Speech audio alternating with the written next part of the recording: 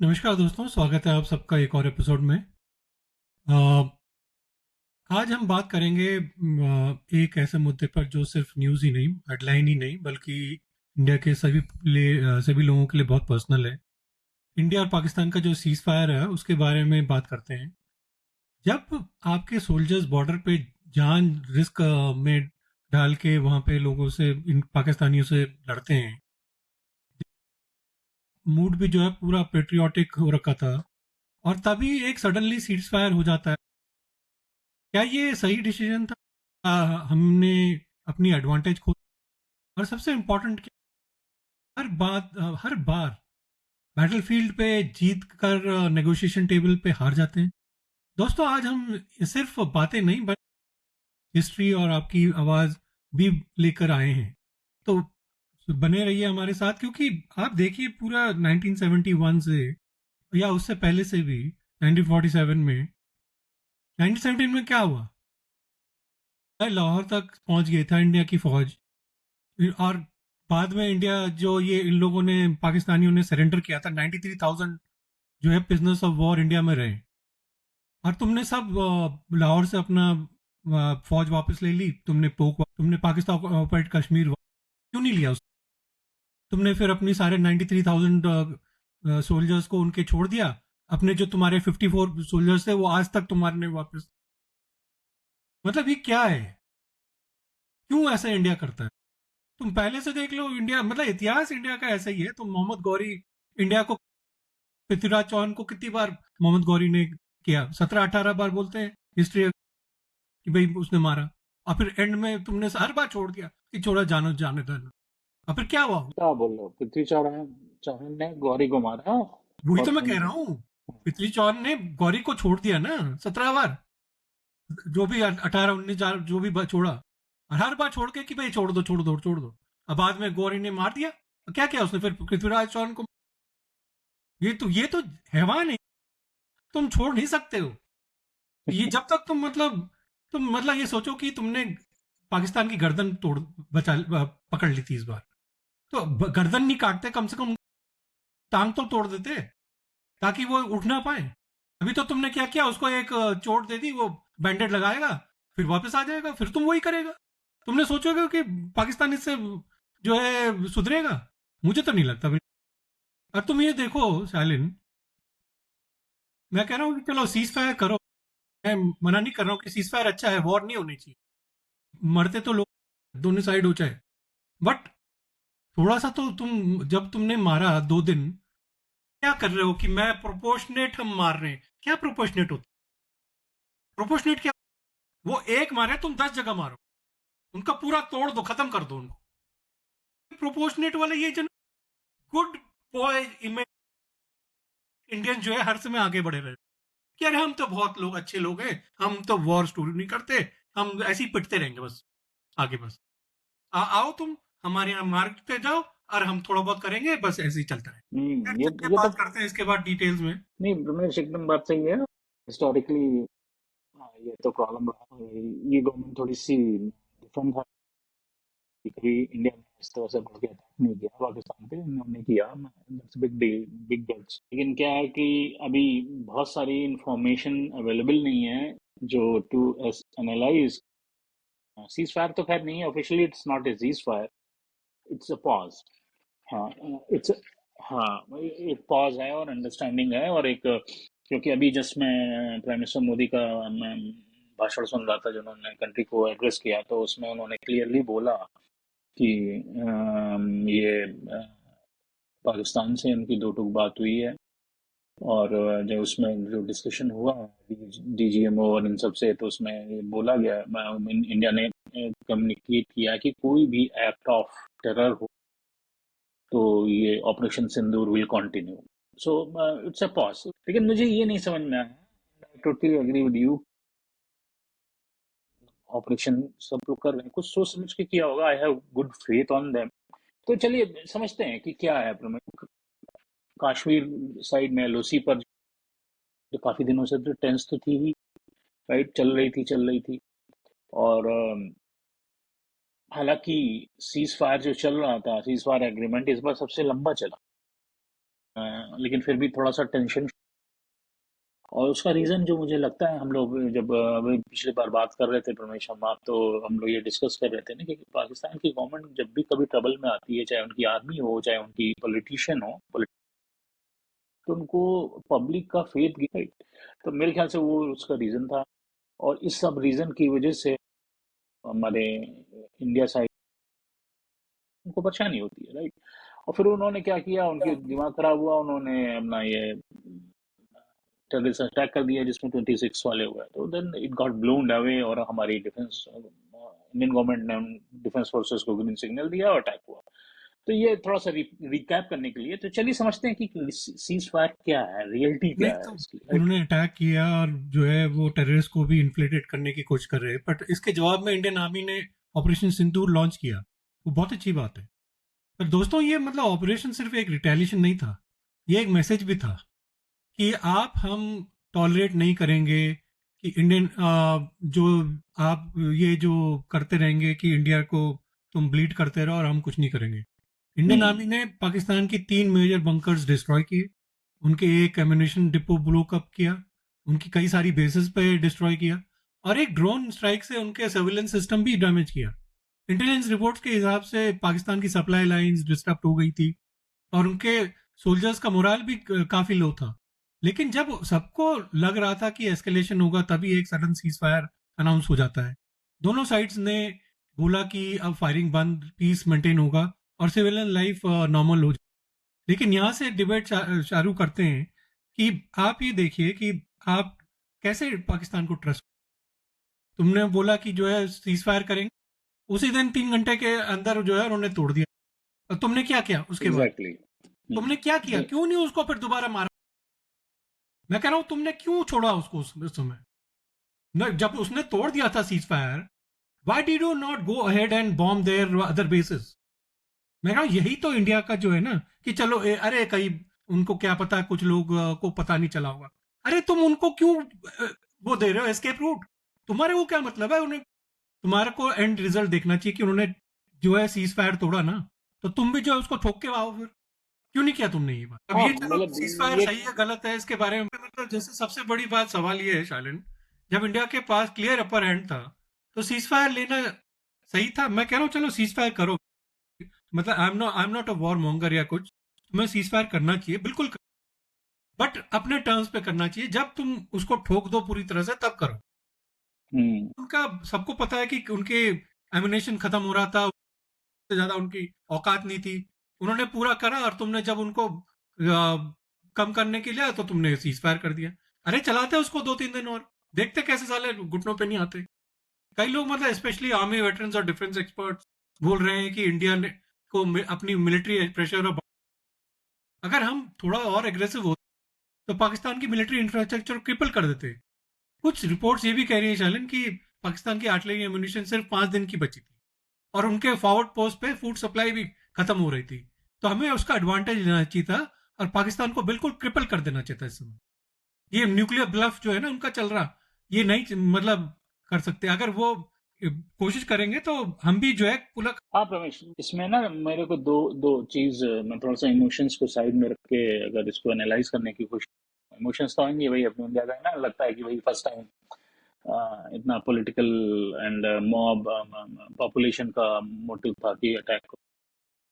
तो इसको थोड़ा सा इमोशंस को साइड रख के सोचो, तो इसमें जो मुझे लगता है कि वो सेम चीज प्राइम मिनिस्टर मोदी ने भी बोली अभी थोड़ी देर पहले कि इसका आउटकम जो है, जो सबसे बड़ा मुझे जो लगता है कि इंडिया ने ना एक न्यू नॉर्म्स, उस न्यू नॉर्म में ये है कि भाई तुम कुछ भी टेरर की एक्टिविटी को, तो हम तुमको फिर से अटैक करेंगे। ये ऑपरेशन सिंदूर ये चल रहा है, ये न्यू नॉर्म हो गया, राइट। एक इसका पॉजिटिव आउटकम है। और दूसरा साइड क्या है कि अगर मैं थोड़ा सा करूं वापस इधर आके इमोशन वाले पार्ट पे, तो मुझे जो लगता है कि भाई चलो तुमको एक इस सिचुएशन पे उनके डीजीएमओ ने आपको अप्रोच किया और आपसे रिक्वेस्ट करी कि इसको स्टॉप करो, इस वॉर सिचुएशन को, तो 2 दिन और लेते, 2 दिन और मारते इनको।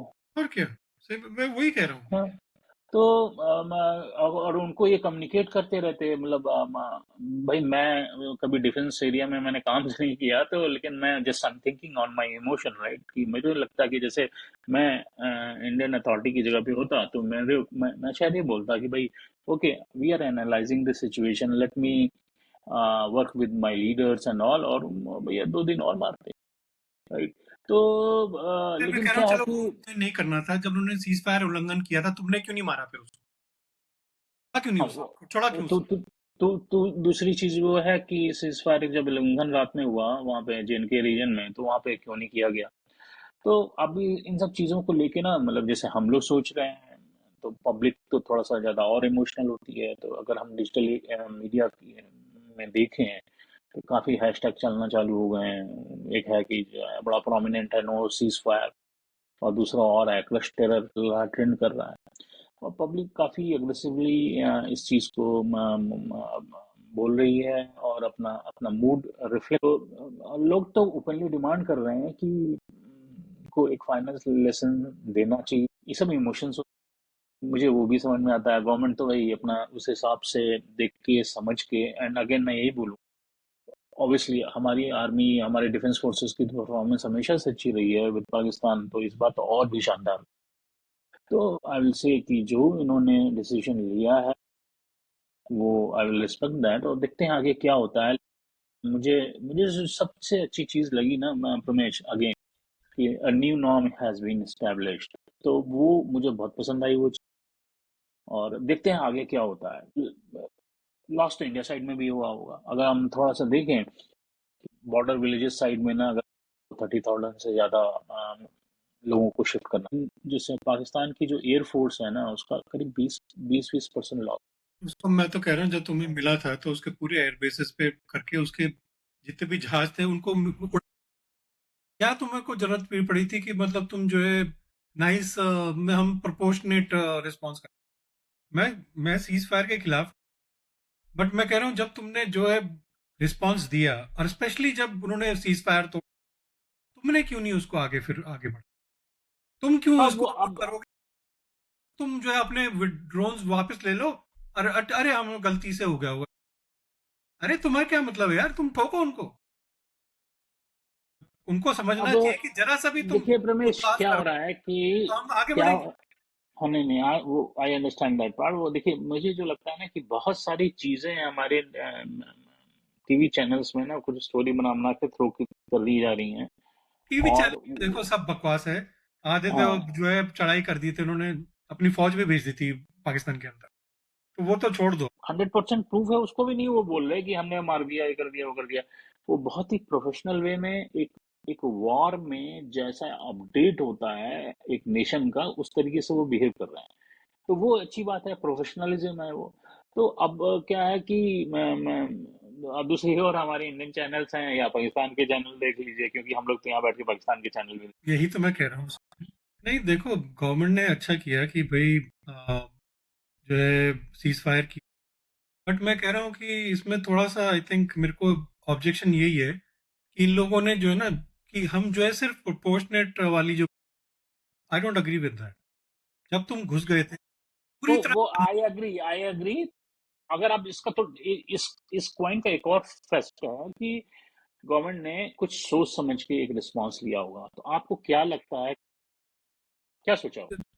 मेरे को लगता है कि ये सब जो है ना थोड़ा डोनाल्ड ट्रंप के प्रेशर में आ गए, क्योंकि हम जो है इन्होंने कहा कि हम ट्रेड बंद कर मतलब नहीं करेंगे, डिले कर देंगे। आई थिंक इन सब के इन पे असर पड़ा है। इसकी वजह से ये इन्होंने कहा कि चलो ठीक है। नहीं, ये भी सोचा होगा ना कि भाई हमारे लोग भी जो है फर्क पड़ रहा है इससे। इंडिया का मंशा वॉर नहीं है। वो उन्होंने तो पहले भी बोला था ना, this is not an era of war, तो बोल चुके हैं। बट क्या है कि कभी कभी अपनी शक्ति प्रदर्शन, और ये जो है ना सिर्फ जो है ना एक बैंडेड लगाने से कुछ नहीं होगा उनको। ठीक है, तुमने इस बार बैंडेड की जगह थोड़ा सा और गहरा घाव दे कि उनको पट्टी लगानी पड़ी है, पर इनके जब तक तुम टांगे नहीं तोड़ो, तुम गर्दन मत तोड़ो उनकी। ठीक है, मैं कह रहा हूँ गर्दन मत तोड़ो, पर टांगे तो तोड़ के आओ। एक टांग तो तोड़ के आओ ताकि साले चलना पाए ढंग से कल। अब मुझे जो लगता है रमेश, अब अपनी अपनी पर्सनल थिंकिंग है, तो मुझे जो लगता है कि it's not a Trump pressure. जो लगता है कि इंडिया की जो एक एक कोई थॉट प्रोसेस होता है, एक अप्रोच, जो डीएनए होता है, उसकी अच्छाई बोल लीजिए या उसकी प्रॉब्लम बोल, तो मुझे जो लगता है कि इंडिया जो ये अगर मैच्योर रिस्पांस को जो गवर्नमेंट ने लिया, इंडिया ने डेफिनेटली अपने सिविलियंस जो लाइन ऑफ कंट्रोल के आसपास रह रहे हैं, J and K region, Rajasthan region, Gujarat region, इधर के इकोनॉमी कंट्री की ऑब्वियसली उसको ध्यान में रखा है, ऑलरेडी इंडिया गेन कर, तो उस लेवल को सोचते हुए मेरे ख्याल से एक डिसीजन लिया होगा। That's my personal opinion. नहीं, डेफिनेटली ये बात तो मैं मानता हूँ कि देखो नुकसान तो इंडिया का ही है। पाकिस्तान तो भिख मंग, उनको तो फर्क नहीं पड़ता, उनको क्या है, एक रोटी खा रहे हो, आधी रोटी खा लेंगे, उनको तो फर्क नहीं पड़ता, तो भिख मंगे लोग। इंडिया को बहुत फर्क पड़ता है, इंडिया की इकोनॉमी में फर्क पड़ता है। बट ये है कि एक बार तुम अम, हर बार मरने से अच्छा है कि एक बार तुम ढंग से उनको तोड़ के आते। हाँ, वो दूसरा एस्पेक्ट है, काफी बात कर ली। हिस्टोरिकल, एक आपने शुरू में बिगनिंग में एक चीज बड़ी अच्छी बोली थी, हिस्टोरिकल एस्पेक्ट है जिसको मैं कह रहा हूँ कि इंडिया की जो थॉट प्रोसेस है, उसका जो डीएनए, उसका एक पैटर्न है। जैसे अगर हम बात करें 1971 की, तो 1971 में जैसे आपने बोला ये कि इंडियन का बहुत स्ट्रांग अपर हैंड था, और उस समय जब बांग्लादेश सेपरेट हुआ था, वॉर सिचुएशन हुई, उसमें 93,000 करीब Pakistani soldiers including there officers को जो है ना वॉर का प्रिजनर बना, वो इंडिया के पास थे। लेकिन क्या है कि उसी थॉट प्रोसेस, मैं तो कहूँगा कि मैं थोड़ा सा पॉलिटिकल उसमें नहीं जाना चाहता कि पुअर पॉलिटिकल लीडरशिप और पॉलिटिकल अग्रीमेंट में,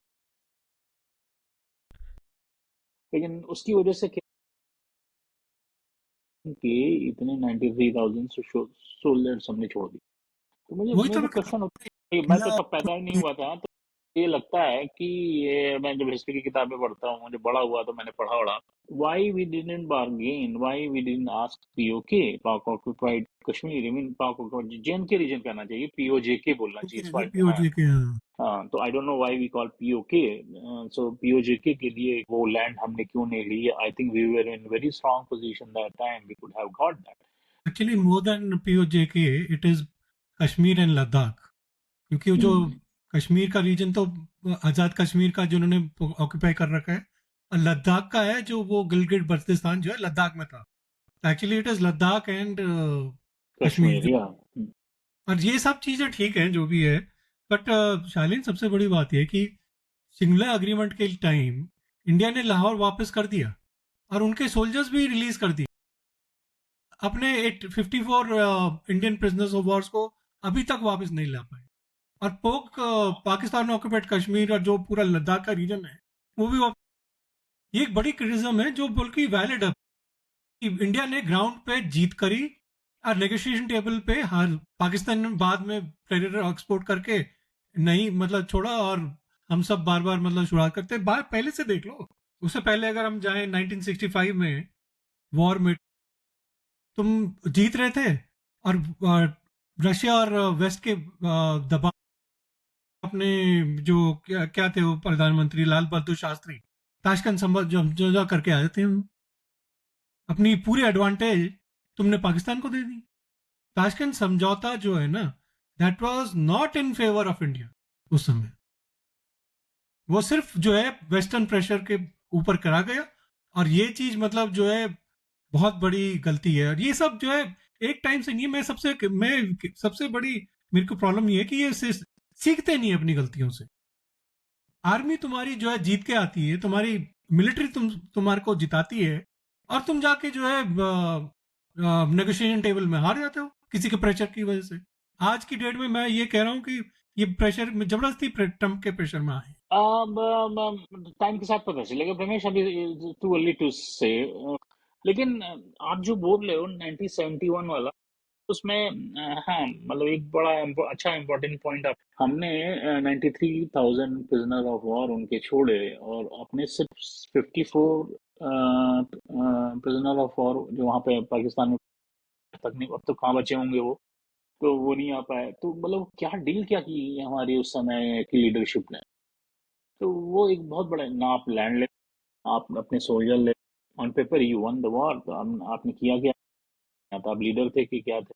और सबसे बड़ी ये है सालिन, तुमने 93,000 जो है ना प्रिजनर्स ऑफ वॉर किए, वो एक्चुअली प्रिजनर ऑफ वॉर तो बांग्लादेश, तो बांग्लादेश का कुछ नहीं तुमने हैंड ऑफ किया, तुमने छोड़ दिया उसके, वो जाके फिर उन्होंने बलूचिस्तान और खैबर पख्तूनख्वा को की पॉपुलेशन को, लोगों को मारा वहां पे, क्योंकि पंजाबी है तो पंजाबियों को तो आदत है, पहले बंगाली को मारते थे, उसके बाद उन्होंने पश्तूनों को और बलूची को, आज तक की डेट में वही चल रहा है। हम तो बचपन से सुनते आए कि Indira Gandhi was a very strong leader, but in सब चीजों की वजह से मेरे को बहुत बड़ा डाउट होता है कि किसी भी पुराने लीडर के उसको मोदी वर्सेस कंपेयर, नहीं, इट इज वो नॉट डर के मोदी गेम खेल गया था। Versus, I think India, Indira Gandhi was a very strong leader, but वो ये ना कि जैसे इंदिरा गांधी की तरह Modi is also very strong leader, but when you go into the negotiating table you take stupid decisions, unfortunately मेरे को स्टूपिड ही बोलना पड़े, क्योंकि तुम बेसिकली तुम स्टूपिड डिसीजन लेते हो और इंडिया को फिर हरा के आ जाते अब चलिए, 1971 तो थोड़ा बहुत पीछे हो गया, लेकिन अब अभी देखो ना,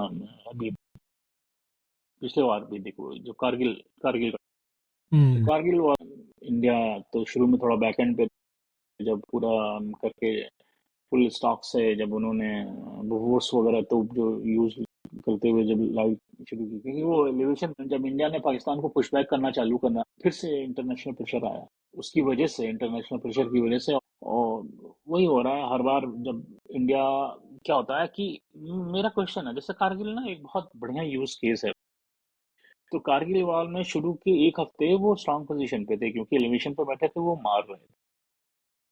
तो जब फिर इंडिया गैदर हुआ, सारे आर्म्स एमुनिशन आए और इंडिया ने चारों ओर से घेर के और अटैक करना, जब इंडिया का पॉजिटिव अपर हैंड शुरू हुआ, तो फिर इंटरनेशनल प्रेशर आ जाता है। तो भाई क्यों सुनते हैं, एक बहुत बड़ा क्वेश्चन दिमाग में आता है, और सभी के आता है, ये पब्लिक में आ रहा है कि भाई क्या है और क्यों निगोशिएशन, मैं ठीक है निगोशिएशन हम करेंगे, पहले ये जो चोर आए हैं इनको हमको मारने दो। हाँ, सबसे बड़ी बात ये, चलिए थोड़ा प्रोज एंड कॉन्स पे भी समझते हैं इसके, जो सीज फायर के, तो हम्म। अगर वो देखें सीज फायर के प्रोज एंड कॉन्स को देखें तो सिविलियन लाइफ बचती है, बॉर्डर विलेजेस में नॉर्मलसी आ जाती है, इंटरनेशनल इमेज इंप्रूव होती है, इंडिया एक रिस्पॉन्सिबल पावर दिखता है, पे वॉर के नेगेटिव इम्पैक्ट्स नहीं पड़ते, और आर्मी को भी रिक्रूट करने के लिए टाइम मिलता है। बट कौन सी है शालिन की, पाकिस्तान हर बार सीज फायर का मिसयूज करता है, पीस के नाम पे रिग्रुप करता है, फिर उसे इन्फिल्ट्रेशन करवाता है। इंडिया का डिटरेंस वीक हो सकता है, हर बार सॉफ्ट अप्रोच से पाकिस्तान को सिग्नल मिलता है कि इंडिया एस्केलेशन नहीं चाहता, सोल्जर्स का मोरल भी इम्पैक्ट होता है ना इससे, जब ग्राउंड पे जीत हो और सडनली रुक जाए तो सोल्जर्स भी तो डाउन फील करते हैं, फिर पब्लिक का ट्रस्ट शेक हो जाता है, लोगों को लगता है कि गवर्नमेंट टफ नहीं है, तो ये सब तो वैलिड प्रॉब्लम्स तो है ही ना।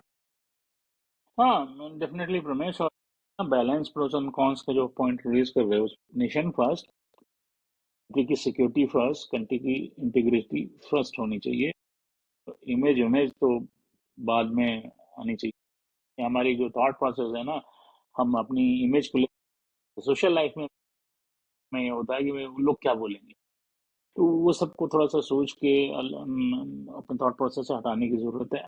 और अगेन नेशन फर्स्ट होना चाहिए, कंट्री की सिक्योरिटी फर्स्ट होनी चाहिए, कंट्री की इंटीग्रिटी फर्स्ट होनी चाहिए, तो ये सबको सोचते हुए लॉन्ग टर्म डिसीजन लेते हुए और नेगोशिएशन नेगोशिएशन टेबल पे आना चाहिए, मुझे जो लगता है, मेरी अपनी पर्सनल ओपिनियन है। और बट मैं ये कहूँगा कि काफ़ी कुछ सोचें बदल रही हैं इस ऑपरेशन सिंदूर में, बहुत कुछ डिफरेंस दिखा हमें, राइट। पहले क्या होता था कि कितने टेररिस्ट अटैक होते थे, यहाँ पे 26 लोग मारे गए, तो उसके लिए इतना स्ट्रांग रिएक्शन हुआ, मतलब कमेंडेबल है। तो सोच बहुत बदली है, और मैं ये कहूँगा कि एक दिन में you can not build a castle in a day, right, step by step process. I think काफ़ी बिग लीप है चेंज का के इंडियन पैराडिग्म के, अगर हम देखें चाहे डिप्लोमेसी, चाहे मिलिट्री, बिग शिफ्ट। और आई एम प्रीटी कॉन्फिडेंट कि आगे चल के एक बहुत पॉजिटिव आउटकम होगा प्रमेश। शालिन, थोड़ा ट्रम्प सरकार का भी रोल देखते हैं। अब बात करें अगर इंटरनेशनल एंगल की, ट्रम्प गवर्नमेंट ने ओपनली मीडिएशन ऑफर किया है। ट्रम्प ने बोला कि इंडिया और पाकिस्तान दोनों ग्रेट नेशंस हैं और दोनों को न्यूट्रल कंट्री में बात करके, पहली बात तो समझ नहीं है कॉन्फ्लिक्ट की, कहते हैं 1000 साल से चल रहा है, 77 साल पहले तो और तुम कह रहे हो कि 1000 साल से चल, नॉलेज है। ऊपर से तुम्हें जो है सिर्फ अपनी दिखाने के लिए, क्योंकि तुम्हारी जो है यूक्रेन और रशिया नहीं सुन रहे, ना तुम्हारे इसराइल और हमास सुन रहे हैं, तो तुमने पहले जो बात की थी कि मैं एक दिन में ठीक कर दूंगा, तो तुम्हारी मुंह की खानी पड़ी। तो तुम्हें लग रहा कि मैं नोबेल प्राइज जीत जाऊं यहीं से, कि भैया जो है मेरे को, मैंने यहाँ पे न्यूक्लियर वॉर बचा दी। तो क्या तुम मतलब इंडिया के साथ तुमने खड़े खड़े हुए, किसी भी कोई भी, रशिया देख लो, चाहे तुम यूके देख लो, यूरोपियन यूनियन देख लो, ठीक है सबने पहलगाम को करा, बट किसी ने भी इंडिया के साथ खड़ा हुआ? कोई भी नहीं। रशिया ने कौन सा तुम्हारे साथ खड़े हुए? तुम कहते हो इंडिया रशिया रशिया करते रहते हो, बट रशिया कौन सा तुम्हारे साथ खड़ा हुआ? मतलब ये देखो ना कि भाई यूएस जो, ये यूएस के साथ क्वाड क्वाड करते रहते हैं, का कौन सा बंदा इनके साथ? जापान, ऑस्ट्रेलिया देख, यूएस को देख लो, किसी ने भी इंडिया के साथ नहीं खड़ा हुआ। चाइना ने तो बोला ना कि मैं तुम जो है पाकिस्तान के साथ खड़ा हूं और उनकी टेरिटोरियल इंटीग्रिटी को डिफेंड करने के लिए। ये हुआ कोई इंडिया के साथ, इसराइल के अलावा? इसराइल इंडिया के साथ खड़ा हुआ, और तुमने आज तक इंडिया इसराइल को पूरी तरह से सपोर्ट नहीं किया। हमास को, जिसने इसराइल पे इतना अत्याचार किया, उसको तुमने टेररिस्ट नहीं घोषित। मुसलमान क्या सोचेंगे यार? तुम देखो मुसलमान के कितना पॉजिटिव उनका रिस्पांस रहा है। सबसे ज्यादा जो है तुम देखो असदुद्दीन ओवैसी को देखो, क्या पॉजिटिव स्टेटमेंट सुनो। ये तुम देखो कि सारा जो है देवबंद ने फतवा जारी किया है कि सारी मॉस्क में जो है बोलो कि हम जो है पाकिस्तान को निंदा करो, और हम बोलो कि हम इंडिया के साथ हैं।